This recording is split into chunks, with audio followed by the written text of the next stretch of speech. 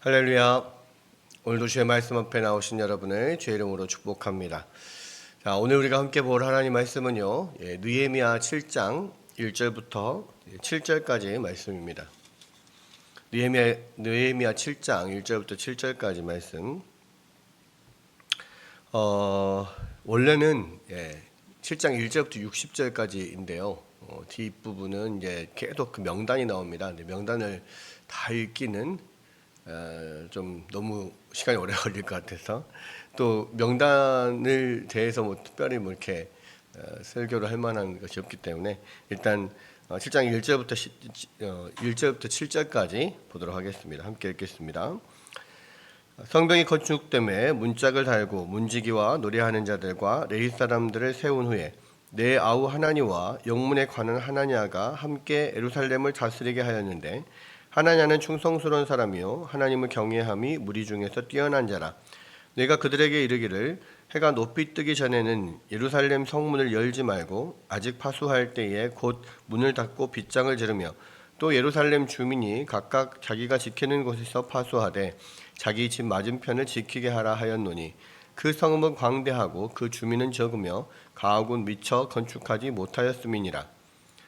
내 하나님이 내 마음을 감동하사 귀족들과 민장들과 백성을 모아 그 계보대로 등록하게 하심으로 내가 처음으로 돌아온 자의 계보를 얻었는데, 거기에 기록된 것을 보면 옛적에 바벨론 왕 느부갓네살에게 사로잡혀 갔던 자들 중에서 노임을 받고 예루살렘과 유다에 돌아와 각기 자기들의 성읍에 이른 자들 곧 스룹바벨과 예수아와 느헤미야와 아사랴와 라마와 나하마니와 모르드게와 빌산과 미스베렛과 비그에와 느훔과 바하나와 함께 온 이스라엘 백성의 명수가 이러하니라. 아멘. 네. 자, 이제 예루살렘이에요. 느헤미야 7장에 보면 이제 드디어 예루살렘 성벽이 완전히 다 건축이 되고 이제 성문을 달고 이제 완공을 한 장면이 나옵니다. 그 앞에서 이제 6장 15절에 성벽 공사가 52일 만에 끝났다, 이렇게 이야기를 하고 있는데요. 예루살렘 성벽 52일 만에 이 성벽 공사가 다 끝났다라고 하는 것은 정말 엄청나게 빠른 속도로 지금 이게 준공이 된 거죠. 그러니까 이게 뭐 아예 바닥에서부터 다시 쌓는 것은 아니라고 할지라도, 성벽이 무너진 성벽을 보수한 거라 할지라도 그 무너진 정도가 너무 심해서 뭐 거의 뭐 돌 위에 돌 하나가 남아있지 않은 만큼 엄청나게 다 무너져 있는 그 상황에서, 또 옛날처럼 그렇게 많은 그 유다의 인구가 있는 상황이 아닌 가운데서 이 일을 2달도 안 돼서 52일 만에 끝냈다라고 하는 것은 정말 엄청나게 이 성벽 공사의 모든 예루살렘에 또는 거기 유다의 백성들이 이 성벽 공사에 완전히 투입이 돼서 완전히 거기에만 뭐 몰두해서 정말 엄청나게 빠른 속도로 이것을 이렇게 완공을 했다라는 것을 우리가 생각할 수가 있습니다. 사실 지금 이 우리 교회를 개척하면서 이 60평 되는 이 공간을 리모델링하고 교회로 만드는 것도 2달이 넘게 걸렸거든요. 근데 이 작은 공간을 리모델링하는, 물론 뭐 저하고 우리 집사님하고 두 명이서만 했기 때문에 뭐 오래 걸리긴 했습니다만은, 그런다 치더라도 그 엄청난 그 도시 전체를 둘러싸는 성벽을 이 2달도 안 돼서 완전히 그 보수를 한다. 정말 이거는 놀라운 속도고 하나님의 은혜가 아니면 할 수 없었던 거고, 또 그게 그냥 아무런 그런 문제가 없이, 외부의 공격이 없이 그냥 그 일에만 집중해서 할 수 있었다 하면은 또 모르겠는데, 계속 끊임없이 외부의 세력들이 그들을 이렇게 그러니까 성벽을 건축하는 것을 계속 방해하고 끝까지 마지막까지 방해를 하고 못하게 했었잖아요. 그런 모든 그 외부의 공격을 견뎌내면서 52일 만에 이 성벽 공사를 완수를 했다. 정말 대단한 거고, 정말 하나님의 은혜가 없이는 할 수 없었던 일입니다. 자, 그렇게 해서 이제 성벽이 완전히 건축이 되면서 이제 문짝을 다는데, 자, 이 문을 다는 거, 성문을 다는 것이 이제 모든 이 성벽 공사의 마지막이거든요. 성문을 달고 이제 문지기와 노래하는 자들과 레위 사람들을 세운 후에 그랬습니다. 그러니까 이제 성벽이 이제 완공이 된 다음에, 그러니까 이 레위 사람들을 이 성벽을 파수하는 관리자로 이제 세워놓은 거죠. 사실 이제 이 여기서 나온 문지기 노래하는 자들, 레위 사람들은 예루살렘 성전을 관리하는 사람들입니다. 성전의 문지기고 또 성전에서 이 성전을 관리하는 사람들이 바로 이 레위 사람들인데, 이때 당시에는 예루살렘 성 안에 그런 사람들이 많이 살지 않았어요. 왜냐하면 예루살렘 성 자체가 성벽이 다 파괴가 되어 있기 때문에 치안이나 보안에 굉장히 취약했거든요. 그래서 원래는 이제 지금 바벨론 포로에서 돌아온 사람들이 원래 예루살렘 안에 살아야 될 사람들이 많이 있었어요. 근데 이제 워낙에 이게 치안과 보안이 이렇게 취약하다 보니까 예루살렘 안에 살아야 될 사람들이 거기에 살지를 못하고 그냥 다른 그 주변으로 흩어져서 다른 곳에다가 이제 거주지를 정하고 사는 사람들이 많았거든요. 그러나 이 예루살렘 성전은 이제 이미 이제 1차 포로 기한 이후에 이 스룹바벨 총독을 기점으로 해서 중심으로 해서 지금 성전이 먼저 재건이 되지 않습니까? 성전이 재건된 다음부터는 이 성전을 지키는 또 문지기나 또 성전에서 봉사하는 레위인들이 필요했죠. 그래서 이제 그 사람들은 성전 주변에서 살 수밖에 없었고, 그래서 이제 이 성전을 지키는 사람들을 중심으로 예루살렘 성벽을 또한 지키는 것도 그들이 관리할 수 있도록 먼저 그들을 세워놓는 그 일들을 한 겁니다. 그래서 그냥 아무런 문제가 없는 상황이었어도 마찬가지로 그런 성벽을 지키는 관리자들을 세웠겠지만, 지금은 이 성벽을 재건하는데 엄청나게 많은 외부의 세력들이 마지막까지도 그렇게 방해 공작을 했었잖아요. 그러니까 이것을 만약에 세워놓고 또 이걸 지키고 관리하는 사람이 만약에 없다면, 철저하게 이걸 지키지 않는다면 이미 완공이 됐더라도 외부의 세력에서 또 무너질 수 있고 파괴될 수 있기 때문에 가장 먼저 이 성벽을 또 지키고 관리할 수 있는 사람을 먼저 세우는 겁니다. 그 레위인들을 중심으로. 그리고 나서 2절을 보면 내 아우 하나니와 영문에 관한 하나냐가 함께 예루살렘을 다스리게 했는데, 하나냐는 충성스러운 사람이요 하나님을 경외함이 무리 중에서 뛰어난 자라. 그러니까 이제 전체 이 예루살렘 성 전체를 관리하는 사람을 두 명을 세웁니다. 하나는 이제 느헤미야의 동생 하나니인데, 이 하나니에 대해서는 자세한 설명이 나오지 않아요. 왜냐하면 이 하나니가 바로 예루살렘에서 예루살렘의 참상을, 무너진 성벽, 불타버린 성문, 이런 것들의 참상을 전해주러 바벨론 수상궁에 있는 느헤미야에게 그 예루살렘으로부터 1600km를 달려서 와서 전해준 사람이잖아요. 또 그 전에는 100년이 넘게 사실 그렇게 예루살렘 성벽이 파괴돼가지고 완전히 무너져서 있었는데도 아무도 거기에 대해서 그 참상을 전해준 사람도 없었고, 거기에 대해서 정말 불타는 마음을, 안타까운 마음을 가진 사람도 없었거든요. 그런데 하나님은 어떤 기회를 통해서 그 예루살렘에 갔다가 그 모습을 보고 너무 마음이 들끓어오르고 불타서 너무 그 마음이 그냥 도대체가 견딜 수가 없어서 자기 형 느헤미야에게 와가지고 이 일을 어떻게 좀 해달라. 그래도 형이 지금 아락사스다 왕의 채찍훈으로 있으니까 뭔가 조치를 취할 수 있지 않겠냐. 그렇게 와서 이렇게 불을 토하면서 이 토로를 하고 그렇게 탄원을 했던 사람이잖아요. 그러니까 하나님과 얼마만큼 충성스럽고 또 하나님에 대한 어떤 또 예루살렘에 대한 열정이 있는가를 이미 다 알고 있고 이미 다 소개가 됐습니다. 그러니까 하나님에 대해서는 말하지 않죠. 그리고 또 하나 영문의 관원인 하나냐에 대해서는 뭐 잘 모르니까 소개를 합니다. 예. 이 청순스러운 사람이고 하나님을 경외함이 우리 중에서 뛰어난 사람이다. 그래서 이 결국 예루살렘 성벽 공사를 하고 이제 예루살렘이라고 하는 도시가 이제 하나의 다시 옛날에 그 이스라엘 수도 예루살렘 거룩한 성 예루살렘이 이제 다시 이렇게 만들어지는 건데 이제 거기에 대한 관리자로서 특별히 성실할 뿐만 아니라 하나님을 향한 어떤 신앙이 경외함이 하나님을 경외함이 뛰어난 사람들이 세워지는 것이 맞다라고 생각을 하는 거죠. 그래서 두 사람을 그 예루살렘 성을 관리하는 관리자로 세웁니다. 하나니와 하나냐를 세우고요. 3절에 보면 내가 그들에게 이르기를 해가 높이 뜨기 전에는 예루살렘 성문을 열지 말고 아직 파수할 때 문을 닫고 빗장을 지르며.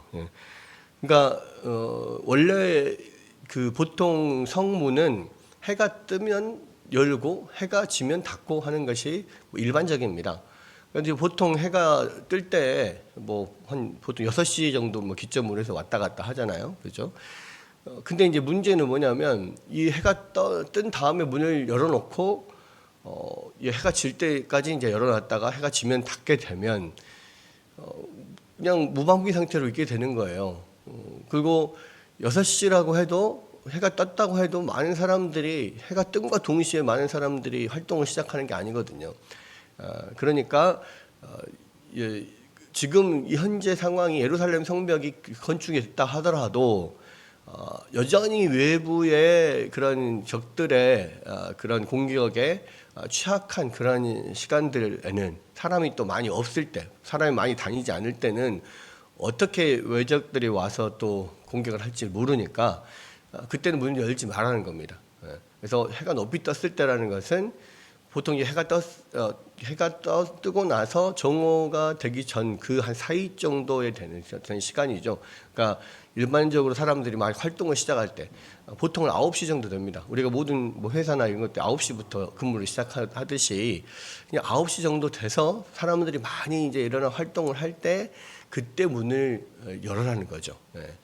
그냥 해가 떴다고 6시부터 문 열어놓지 말고 사람들 많이 이제 활동하고 다닐 때 그런 보안에 취약하지 않을 때 그때 문을 열어라. 이렇게 이야기를 명령을 한 거고요.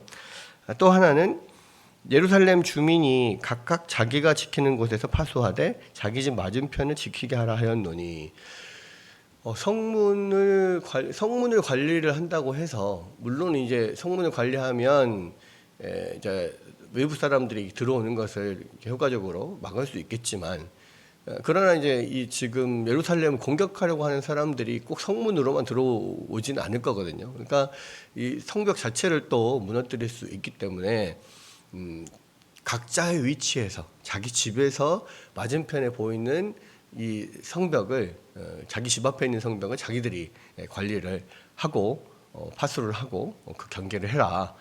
그래서 당분간 외적이 어떤 쳐들어오지 못하도록 또는 그렇게 어떤 그런 이렇게 경계가 느슨해지는 틈을 타서 적들이 공격하지 않도록 그렇게 해라라고 하는 겁니다. 그래서 그 예루살렘 안에 지금 이 성벽 안에 사는 모든 사람들이 전부 다 이 파수에 또는 경계에 동참할 수 있도록 이렇게 이야기를 명령을 내린 거죠.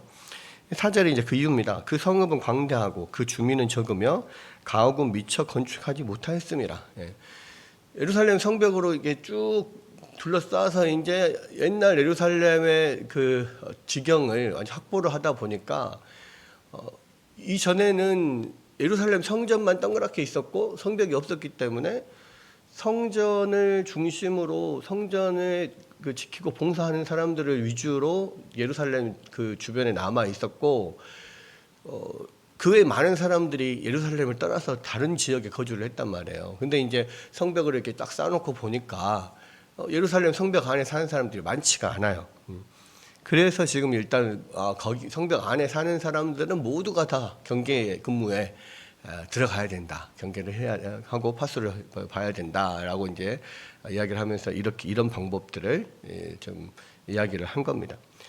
그리고 나서 이제 5절에 보니까 내 하나님이 내 마음을 감동하사 귀족들과 민족들과 민장들과 백성들을 모아서 그 계보대로 등록하게 하심으로 내가 처음으로 돌아온 자의 계보를 얻었는데 거기에 기록된 것을 보면 옛적에 바벨론 왕 느부갓네살에게 잡혀갔던 자 중에서 노임을 받고 예루살렘과 유다에 돌아와 각기 자기들의 성읍에 이른 자들 이렇게 나와 있죠. 그러니까 지금 5절에 보면 하나님의 마음이 감동을 주셔서 이 느헤미야가 모든 백성들을 모아놓고 그 계보대로 등록을 하게 합니다. 인구조사를 한 거예요.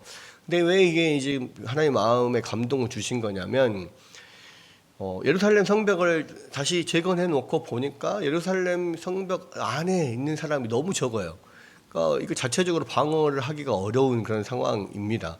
이걸 어떻게 해야 될까 고민을 하다가 분명히 포로에서 그 바벨론 포로에서 돌아온 사람들이 예루살렘 안에 살아야 될 사람들이 분명히 많이 있었을 텐데 이 사람들이 그냥 예루살렘 성벽이 파괴되어 있기 때문에 안에 있을 수가 없어서 이렇게 주변으로 그냥 다른 데로 가서 사는 사람들이 있을 거란 말이에요. 그러니까 그 사람들을 조사를 해서 원래 이 예루살렘 성 안에 있어야 될 사람들을 다시 불러오려고 하는 거죠. 그렇게 해서 예루살렘 성 안에 사람들을 다시 모아야겠다라는 생각을 하나님께서 그 마음에 주셨다는 겁니다. 그래서 이제 인구조사를 한 거예요. 그리고 이제 여기서 보면 그 처음에 이 노임을 받고 돌아온 바벨론에서 돌아온 사람들의 명단을 조사를 한 건데, 그러니까 왜 지금 1차 포로 귀환자들만 조사를 했냐면, 1차 포로 귀환을 한 사람들이 이 스룹바벨을 중심으로 해서 이 지금 상당히 많은 이 스룹바벨을 중심으로 해서 상당히 많은 사람들이 돌아왔단 말이에요. 그런데 그 1차 포로 귀환한 사람들이 이후에 지금 거의 한 100년 정도가 지났습니다. 그래서 2차로는 에스라와 함께 이 포로 귀환한 사람들이 있었고요. 이 사람들은 한 돌아온 지 한 10년도 안 됐어요. 그럼 지금 최근에 느헤미야와 함께 돌아온 사람들은 이제 최근 사람들이 있기 때문에 다 웬만한 사람들은 2차 귀환자나 3차 귀환자들은 대부분 예루살렘 성 주변에 있습니다. 예루살렘 성 안에 있거나. 근데 이제 1차 귀환자들은 거의 한 100년 정도가 지나버렸기 때문에 자기들이 그냥 살아가면서 이게 예루살렘 성 안에 살기가 어려우니까 다른 데로 이렇게 떠난 사람들이 많았거든요. 근데 이제 이 사람들이 어떤 사람들이 지금 이 예루살렘에서 원래 있어야 되는 사람들인데 다른 데 떠났는지 알 수가 없잖아요. 그러니까 이제 인구조사를 한 거고, 또 그것들을 막 조사하다 보니까 1차 포로 귀환자들의 명단을 발견하게 된 겁니다. 그래서 이제 그 사람들 그 명단을 근거로 해서 그 사람들을 이제 예루살렘 안으로 불러오는 일을 나중에 이제 하게 되는 건데, 그게 이제 하나님께서 느헤미야에게 주신 마음이었다는 거죠. 주신 아이디어였다는 거죠. 우리가 늘 인구조사를 생각하면 다윗이 인구조사를 해가지고 하나님 앞에 징계를 받았던 것을 우리는 기억합니다. 그런데 그래서 이제 사람들이 인구조사는 나쁜 것, 안 좋은 것, 하나님을 대적하는 것 이렇게 생각할 수 있단 말이에요.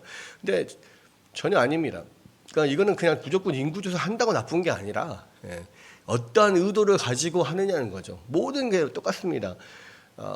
자칫 잘못하면 겉으로 드러나는 어떤 그 행위의 결과가 같다고 해서 다 그것이 같은 의도를 가지고 한 것이 아닌데 그냥 무조건 인구조사는 나쁘다 이렇게 가버리면 이게 율법주의로 흘러버리는 거예요. 뭐든지 율법주의라는 건 뭡니까? 그 안에 있는 정신을 생각하지 않고 겉으로 드러나는 것만 그냥 가지고 지키는 거예요. 그게 율법주의잖아요. 그러니까 인구조사가 다 나쁜 게 아닙니다. 다윗의 인구조사가 나쁘다라고 하나님께서 다윗의 인구조사를 책망했던 것은 뭐냐면 그 인구조사를 했던 의도가 나쁜 거죠. 네. 인구조사를 해서 내가 이만큼 많은 백성들을 이렇게 이루었다. 내가 내 나라를 이렇게 이루었구나 하고 자기의 어떤 교만을 이렇게 어떤 교만한 어떤 마음으로 그것을 했기 때문에 인구조사를 한 것이 그의 죄다라고 하나님께서 말씀하신 거였지 무조건 인구조사가 나쁜 건 아니에요. 여기서는 하나님이 내 마음을 감동하사 느헤미야가 이 일을 했다라고 하잖아요. 그래서 이제 무엇이든지 그냥 율법주의로 그냥 이렇게 치우치면 안 된다라는 겁니다. 그냥 행동에 나온 그 결과만 가지고 놓고 그것을 판단해서는 안 된다는 거죠. 어쨌든 그렇게 해서 이제 1차 지금 포로 귀한 자들의 명단을 확보를 한 것이 뒤에 이제 쭉 나와요. 7절부터 스룹바벨과 예수아와 느헤미야와 아사랴와 라하마와 나하마니와 모르드게와 빌산과 미스베렛과 비그예와 느훔과 바하나와 함께 온 이스라엘 백성의 명수가 이러하니라. 그러니까 이 사람들이 1차 포로 귀환 당시에 어떤 리더들이었죠. 그래서 이제 스룹바벨이 이제 그 총독으로 지금 1차 포로 귀환자의 우두머리로 왔어요. 이 스룹바벨은 누구냐면 바벨론에 잡혀갔던 여호야긴 왕이죠. 여호야긴 왕, 그러니까 요시아의 손자죠. 요시아의 세 아들이 다 왕이었고, 그 중에서 여호야김 큰 아들이죠. 큰 아들 여호야김의 아들이 여호야긴이죠. 이 여호야긴이 그 바벨론으로 포로로 잡혀갔잖아요. 근데 거기서 바벨론에서 계속 여호야긴은 살게 됐고, 그래서 이제 이 여호야긴의 손자가 바로 스룹바벨입니다. 그러니까 이 스룹바벨이 이제 1차 포로 귀환의 귀환 그 무리들의 수장으로서 또 유다 지역의 총독으로 파견을 받고 옵니다. 그래서 이 스룹바벨과 또 여기 뒤에 보면 예수아가 나오는데 이 예수아가 또 여호수아 대제사장 여호수아 스룹바벨과 함께 왔던 대제사장 여호수아 함께 성전 건축을 힘썼던 그 사람입니다. 그리고 이제 나머지 사람들은 느헤미야 나오는데 이 느헤미야는 여기 느헤미야에 나오는 이 느헤미야가 아니고 이름만 같은 거예요. 동명이인입니다. 그리고 다른 리더들의 이름이 올라와 있고, 이 사람들과 함께 온 사람들이 뒤에 보면 바로스 자손이 뭐 2,772명이고 뭐 스바디아 자손이 372명이고 이렇게 쭉 자손별로 명수가 쭉 나옵니다. 네. 그리고 이 38절까지 그런 자손들의 명수가 나오고 39절에서 이제 제사장들은 예수아이죠. 아까 여호수아죠. 여다야 자손이 973명이고 그러니까 또 이 제사장 자손들이 나오고 그다음에 레위 사람들도 나옵니다. 노래하는 자들, 아삽 자손, 문지기들 이 사람들이 다 그 레위 사람들이죠. 46절부터 느디님 사람들은 해서 쭉 나오는 자손들. 이 느디님 사람들은 성전에서 봉사하는 레위 사람이 아니고 성전에서 허드렛 일 하는 사람들인데 이 사람들 역시 성전 봉사자들입니다. 이렇게 쭉 나오고 다음에 이제 57절에 뭐 이 솔로몬의 신하의 자손들 뭐 쭉 나옵니다. 그리고 이제 61절부터는 조사를 해보니까 계보에는 있지만은 올라온 사람도 있지만 그 전부터 쭉 내려오는 그 어떤 그 전통적인 계보 족보 안에는 들어있지 않은 사람들이 확실하지 않은 사람들의 명단이 이제 61절부터 나오는 거예요. 어쨌거나 이러한 그 1차 포로 귀환자들의 명단을 확보해서 쭉 나오는데 이 사람들을 중심으로 해서 이 예루살렘 성 안에 살아야 될 사람들을 다시 이주시키는 일을 또 나중에 느헤미야가 하게 되는데요. 결국은 이제 이 명단들을 통해서 그러니까 하나님께서 지금 이곳에 포로로부터 이제 돌아와서 다시 예루살렘 공동체를 이렇게 만들어가는 다시 그 공동체를 재건하는 그 사람들의 이 명단들을 함께 기록을 하면서 하나님의 나라를 더 든든히 세우고자 하는 이러한 또 이 의도를 가지고 또 이 명단을 기록을 했고 또 이것을 통해서 예루살렘 성벽을 보호하고 그 안에 살 수 있는 주민들을 다 불러오기 위해서 이 일을 했다는 것이고요. 이것이 또 하나님께서 주신 지혜로 이 일을 했다는 겁니다. 결국 이제 오늘 그 함께 본 7장의 말씀은 성벽을 건축하고 그 성벽을 건축하고 나서 이 예루살렘 공동체가 이제 외형적인 어떤 하드웨어가 만들어졌는데 이제 그 안에 살면서 이것을 가꾸어갈 소프트웨어가 아직 준비가 안 돼 있는 그 사람들이 아직 채워지지 않은 것 때문에 고민을 하다가 이 느헤미야가 또 하나님의 그 도우 성령의 영감을 받고 이렇게 계보를 이렇게 구하여서 그런 인구조사를 통해서 이렇게 공동체 안에 예루살렘 공동체를 채울 사람들을 이렇게 선별하는 그런 내용들이 이렇게 나오는 겁니다. 결국은 이렇게 해서 이게 결과적으로 완전한 이렇게 새롭게 이제 완전히 흩어졌던 예루살렘의 공동체가 다시 재건되기 시작하는 거죠. 이러한 가운데서 철저하게 느헤미야는 그 관리자들을 세울 때 또 하나님을 향한 경외심과 충성스러움 이런 것들을 보고 관리자들을 세우고 또 이 예루살렘 공동체에 모두가 함께 할 수 있도록 자기 집 앞에 있는 성벽을 스스로 파쇄하게 하고 또 거기 안에 있는 사람들을 있어야 될 사람들 없는 사람들 또 불러오기 위해서 명단을 작성하고 뭐 이런 일들을 했다는 거예요. 이 시대에도 하나님의 나라의 공동체를 만들어가는 일들이 이런 것과 비슷할 것 같아요.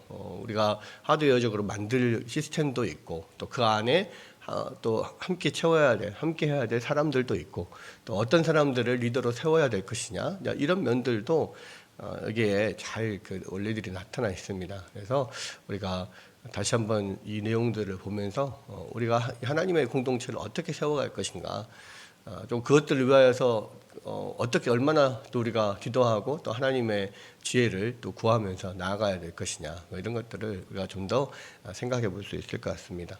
오늘 말씀을 생각하면서 우리에게 하나님 더 지혜 주셔서 또 우리가 늘 하나님 앞에 기도하고 간구하면서 하나님 주신 지혜로 또 지혜 공동체를 잘 세워갈 수 있도록 하나님 우리를 붙잡아 주십시오. 그렇게 기도하고 또 우리가 속해 있는 우리 교회 공동체를 위해서 늘 기도하는 모두가 되었기를 또 주의 이름으로 축원합니다.